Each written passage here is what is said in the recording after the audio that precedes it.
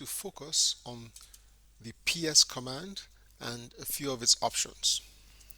Now, when I type PS, which shows me running processes, the only thing I see here is a PID, which terminal the process is tied to, the amount of time the process took to run, and the name of the process, the command itself. This is the shell I'm running, and this is the PS command I just ran. Okay. Now, if I could increase that by the U option, now I get information regarding this particular user, right? So user PID, percentage of CPU the command is using, and percentage of memory. Interestingly, you still have the terminal is tied to here. You have here the status, start time, when that process started running, how long it took, and the command itself, right? So that's with the U option. Now I'm going to show you one of the more popular options, and that is PSEF. Okay. Now let me redo this without allowing it scroll off the screen.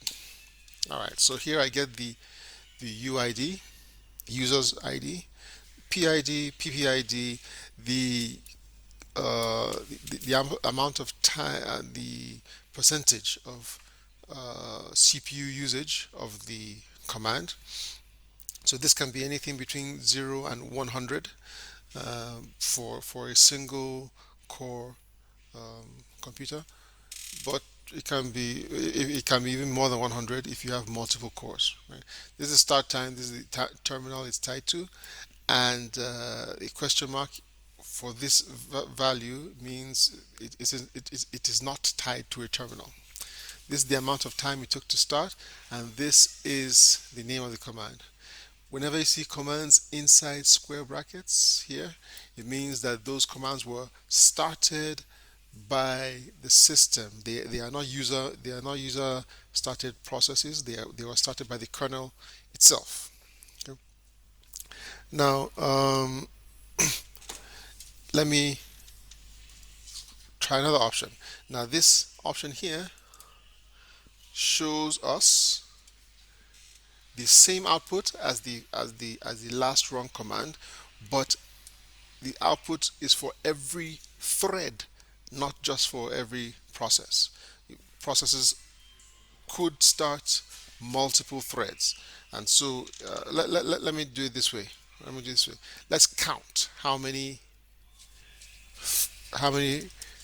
lines are here. Right. So we have 413 processes running on this system right now. Okay, but we have 1,856 threads. All right, so what it means is that these are the number of processes, and many of the processes spawned a number of threads totaling 1,856. Okay. Now another common option for the PS command is PSAUX. These AU let me pipe this to less also.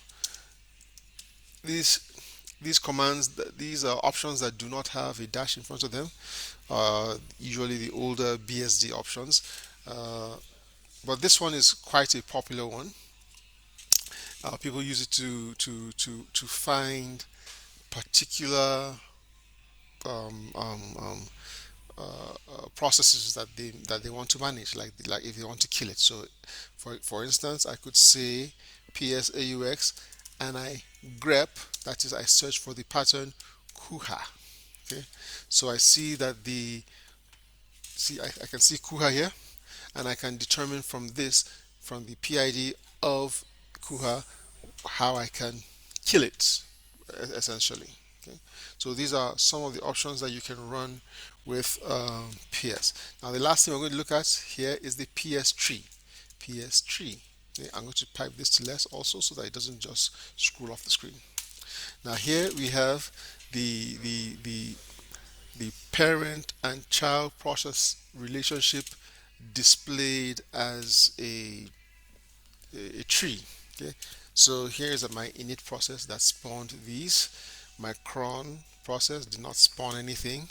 My docker d process started a few things here. So you can see the farther away it is from the left hand side, the more child processes are related to them. And that's how this looks. All right, so my um, system D process started my GNOME session and GNOME shell. GNOME shell started BW wrap and Chrome, and so on and so forth. Right? Right. So these are options for the PS command, and it's probably the primary tool that you use for viewing static data concerning static system information. Right? Sorry, static process information. All right. So next, we're going to talk about how to view these processes in a little more dynamic manner. But before then, let's take a few questions.